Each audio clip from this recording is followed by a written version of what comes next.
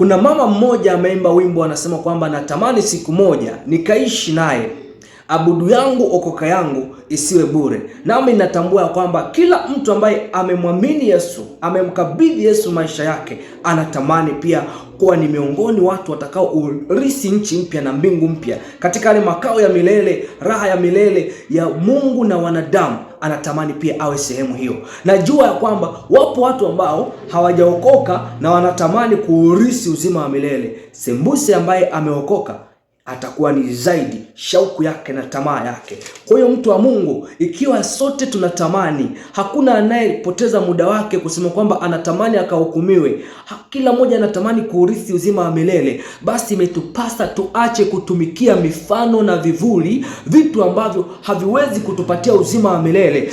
Ebrania sura 8 mstari wa 5 anasema kwamba watumikiao mfano wa kivuli cha mambo ya mbinguni, kama Musa alivyoagizwa na Mungu alipokuwa tayari kuifanya ile hema. Maana asema, angalia ukavifanye vitu vyote kwa mfano ulioonyeshwa katika mlima. Kwa hiyo kuna watu ambao wanatumikia mfano wa vivuli vya mambo ya kale, mambo ambayo sio uhalisia.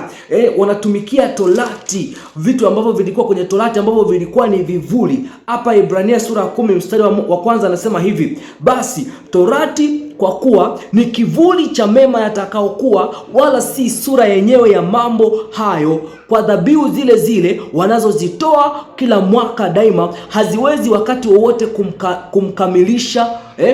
kuwakamilisha wakaribiao. Maana yake ni kwamba ukiwa ni mtu ambaye unatumikia mifano hii, unatumikia vivuli, hivyo vitu haviwezi kukukamilisha wewe kama muamini, viweze kukupa wokovu. Unakuta kwa mfano wa ubatizo, mtu wanashindana, wanasema ubatizo wa maji mengi ndio sahihi, mwingine anasema ubatizo wa maji machache ndio sahihi, lakini kumbe utambui ubatizo wa kweli ni upi.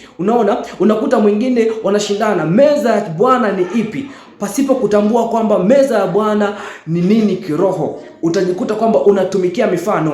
Tutajikuta kwamba tunatumikia mifano badala ya kutumikia uhalisia. Tunatumikia mifano ambayo haiwezi kutupatia uzima wa milele. Mfano katika ambao umezungumziwa hapa katika kitabu cha Waebrania sura ya 8 huo mstari wa 5. Anasema hapa kwa habari ya hema ya Musa, ulikuwa ni mfano. Ndani ya hema ya Musa kulikuwa na chumba cha ndani na chumba cha nje. Kulikuwa na chumba cha kwanza na chumba cha pili, lakini kulikuwa na sehemu ya nje. Hiyo sehemu ya nje unatakiwa ufahamu maana yake ni nini kiroho. Hiyo chumba cha kwanza unatakiwa ufahamu maana yake ni nini kiroho, na chumba pia cha ndani unatakiwa ufahamu nini kiroho. Maana kwenye sehemu ya nje kulikuwa ni sehemu ambayo ina maji ya kunawa, ina madhabahu ya kutolea sadaka. Chumba cha kwanza kilikuwa na chetezo cha dhahabu, kilikuwa na kinara cha taa, kulikuwa na mkate wa onyesho. Hivyo vyote kiroho vina maana yake. Ukitaka ufanye hivyo vyote kama jinsi ambavyo vilikuwa, akati vilikuwa ni vivuli vya mambo ambayo yatakuja baadaye. Na Yesu tayari ndiye aliyekuwa ndo torati, Yesu ndo manabii, Yesu ndo Zaburi. Ndio maana Yesu akawa anawaambia Mafarisayo, ninyi mnachunguza maandiko, mnachunguza Zaburi, mnachunguza manabii, mnachunguza torati, lakini hayo yote yananizungumzia mimi. Kwa hiyo Yesu ndiye aliyekuwa ule ujio wa ile sura yote ambayo ilikuwa ni mifano katika kitabu cha kale.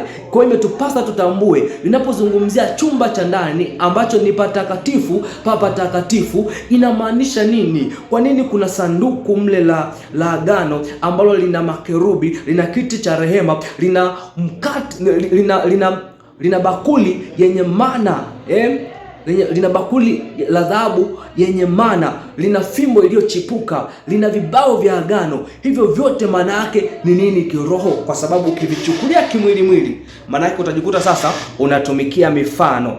Unatumikia mifano kama jinsi ambavyo tunaambiwa hapa katika hii Ebrania 8:5 anasema, watumikiao mifano na kivuli cha mambo ya mbinguni, kama Musa alivyoagizwa na Mungu alipokuwa tayari kuifanya ile hema. Maana asema, angalia ukavifanye vitu vyote kwa mfano ule ulioonyeshwa katika mlima.